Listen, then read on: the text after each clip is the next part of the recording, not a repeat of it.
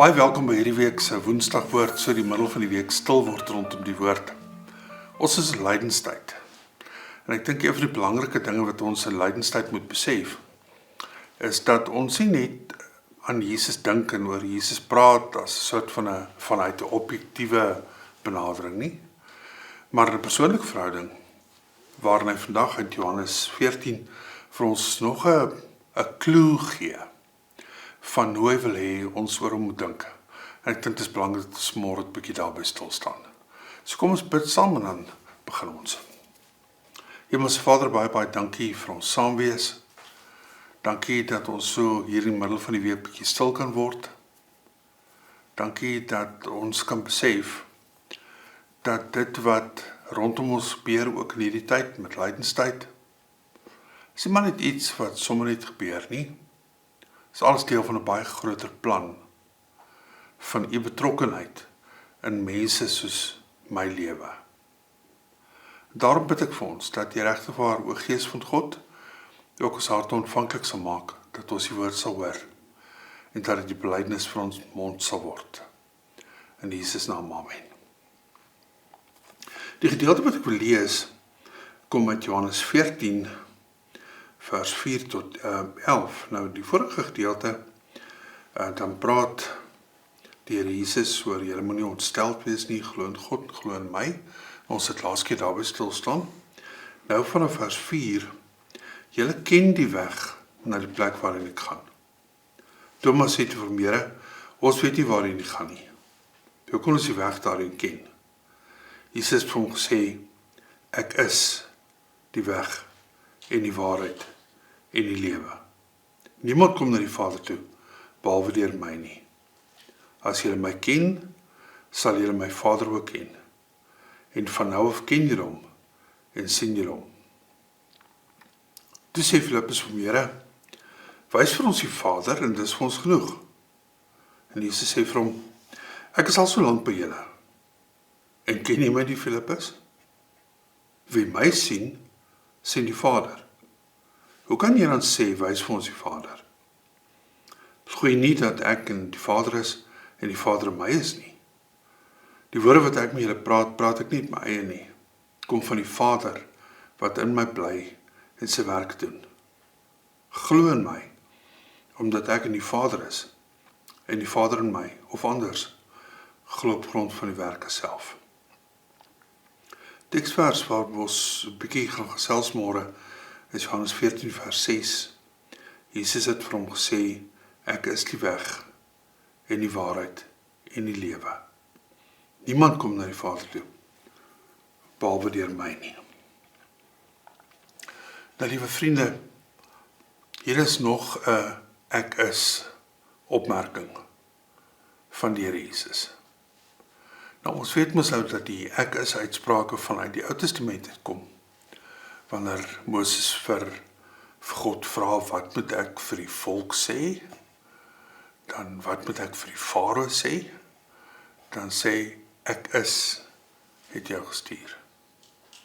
Nou weer hierdie ek is, die bekende ego eimi uitsprake in Grieks. Nog een van die plekke in die Nuwe Testament, waar die Here God iets van homself vir ons kom wys. Maar hierdie keer nie net 'n aanduiding van wie hy is nie, maar ook die rol wat hy vervul binne die goddelike groter plan. Hy en hy alleen is die weg na die Vader. Wie dus by God wil uitkom, moet deur Jesus Christus by my uitkom. En dit is 'n baie belangrike ding vir ons as gelowiges. Ek dink een van die goed wat ons definieer, is dat ons nie net Jesus glo as 'n wonderwerker, 'n profeet, 'n miracle worker, soos die mense sê nie, maar dat hy vir ons die sleutel is tot die koninkryk van God. Nou, geen een van ons wat vandag saam dink hieroor, behoort daarmee 'n probleem te hê nie, want ons is almal gelowiges, ons weet dit tog immers. Maar ek wil hê jy moet mooi besef, dat wat ons daarin moet hoor, is nie hoe goed ons moet probeer lewe nie,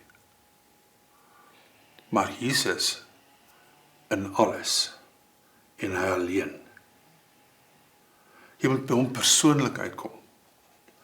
Hy dui nie net die weg aan nie, hy profeteer nie net oor die weg nie, hy is die weg, die sleutel tot die koninkryk van God. Om nog duideliker te maak, noem hy homself in Johannes 10 vers 7 die deur vir die skape. En hy sê die weg die Vader toe, omdat sê hy die waarheid is. En die waarheid bestaan daarin, dat hy volledig en werklik God is. Hy staan dus as God in ons midde, en vorm so die brug tussen ons en God. Daarom sê vers 8, as jy hom gesien het, het jy die Vader self gesien.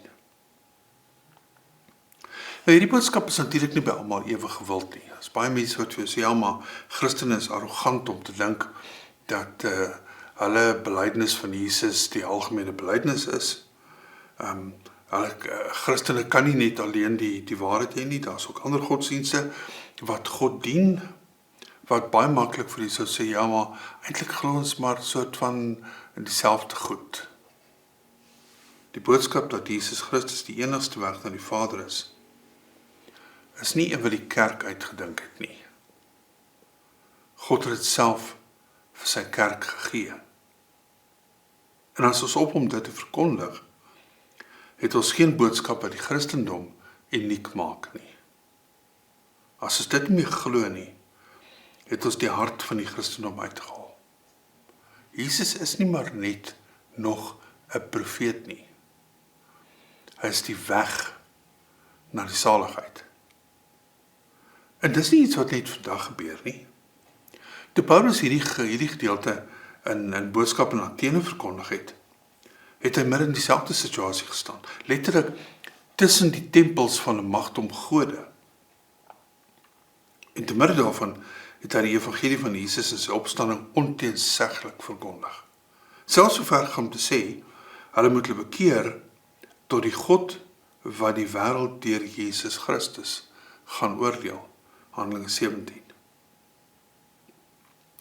Ek dink tog die grootste gevaar vir die kerk lê nie by ander godsdienste wat die uniekheid van die Christendom betwyfel nie, maar by die neiging van sommige Christene binne die kerk om ander weë vir hulle saligheid te soek.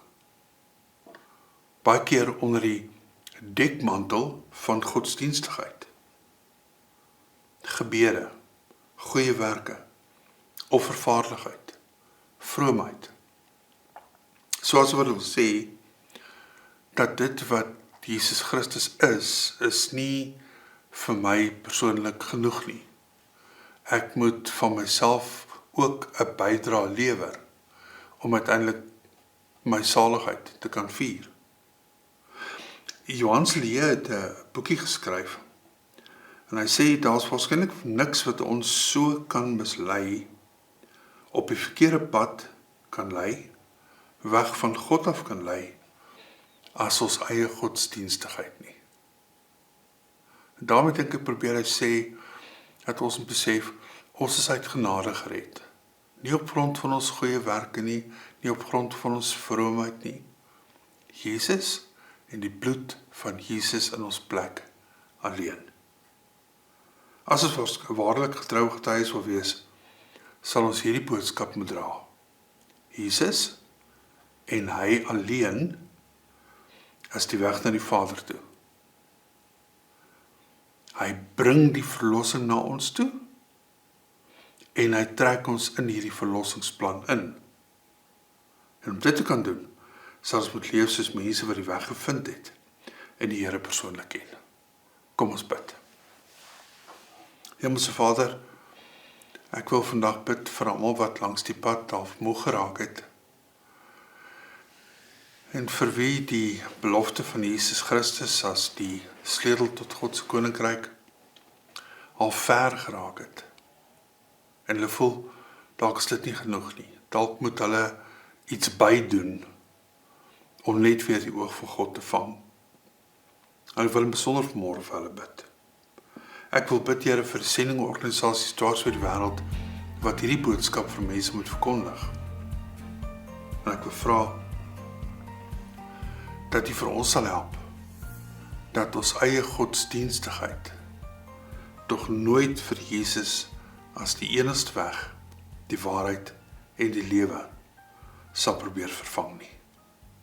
Wil U vir ons seën ook in hierdie week, totdat ons Sondag as gemeente weer so by mekaar is. In Jesus naam, amen. Mooi week verder vir U.